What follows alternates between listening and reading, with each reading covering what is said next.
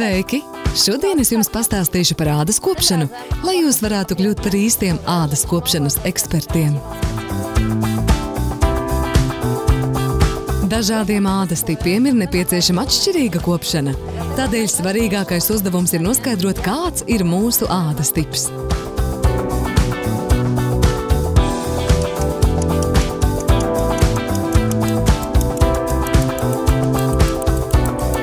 Vēlos uzaicināt savu draudzeni.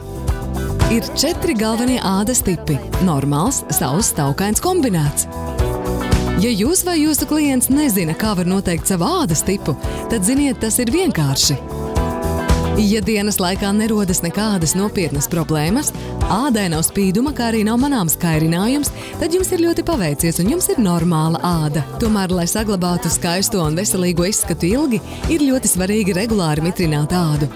Tāpat āda ir jāsargā no saules iedarbības, izmantojot krēmus ar SPF. Ja pēc sejas nomazgāšanas rodas sajūta, ka āda ir ļoti savilkta un nepieciešams uzreiz uzklāt krēmu, jūsu āda ir sausa. Tas nozīmē, ka āda ir plāna un jutīga. Bieži vien šī ādas tipa tekstūra var būt nevienmērīga, ja ādai netiek nodrošināta atbilstoša aprūpe un novecošanās pazīmes var būt manāmas jau ļoti agri. Kopšanā vissvarīgākais – papildu barošana un mitrināšana. Jums jāmeklē kosmētika, kurā ir daudz vitamīnu, omega-3 un 6 augstskābju un vielu, kas nodrošina mitrinošo efektu ilgstoši. Piemēram, čija sēkliņas.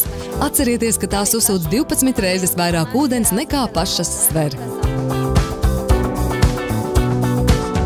Ja pamostoties no rīta spogulī redzat, ka āda ir spīdīga,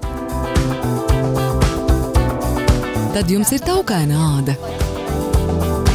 Taukaina āda nozīmē, ka tās virsma ir spīdīga, bieži ar paplašinātām porām. Šīm ādas tipam ļoti svarīgi ir tīrīšana un arī barošana. Jums jālieto krēms, kura sastāvā ir minerālvielas un vielas, kas piešķir matētu izskatu. Ja tikai piere un deguns mēdz kļūt spīdīgi un jums šķiet, ka āda uz vaigiem ir savilkta, jums ir kombinēta tipa āda. Tad jums jāievēro tie paši noteikumi, kādi ir taukainas ādas gadījumā, taču papildus jārūpējas par vaigu mitrināšanu. Bez galvenajiem ādas tipiem pastāv arī citas ādas problēmas, par kurām jārūpējas. Tās ir nogurusi āda, blāvums, nevienmērīgs tonis un novecošanās pazīmes. Šīs problēmas izraisa stress, ārējie faktori, piesārņojums, mainīga temperatūra.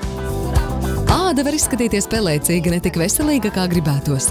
Šādā gadījumā ir svarīgi labi mitrināt ādu un meklēt sastāvdaļas, kas izlīdzina ādu, atjaunojot mirdzumu un veselīgo izskatu. Tāpat ir jāēd daudz dārzeņu un augļu.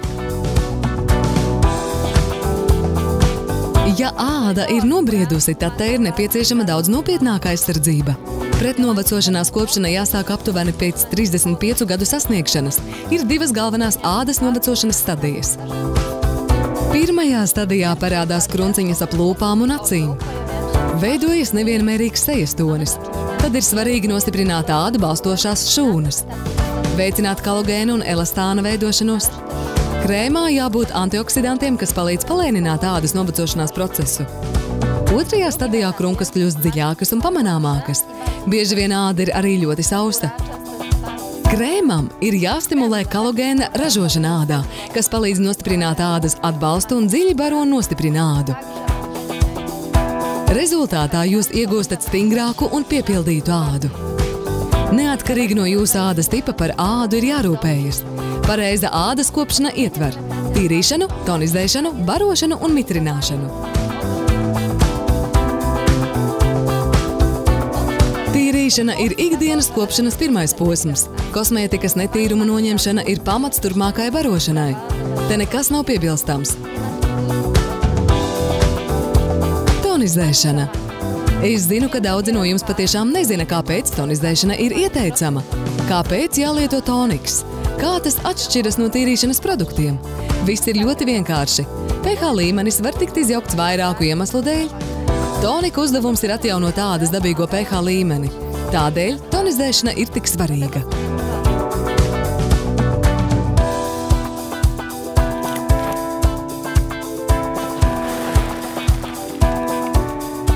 Pateicos par šo vizualizāciju. Jums ir jāizvēlas savam ādas tipam atbilstošs krēms, kā arī jāsaglabā āda veselīga un skaista pēc iespējas ilgāk. Jūs varat lietot krēmu vai želeju.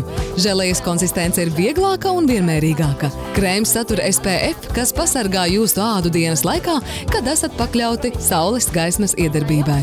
Visi šie 3 posmi palīdzēs jums un jūsu klientiem rūpēties par ādu un piešķirs dabisku un skaistu izskatu. Ja jums rodas šaubas, jūs vienmēr varat pajautāt saviem kolēģiem vai apmeklēt Avon LV.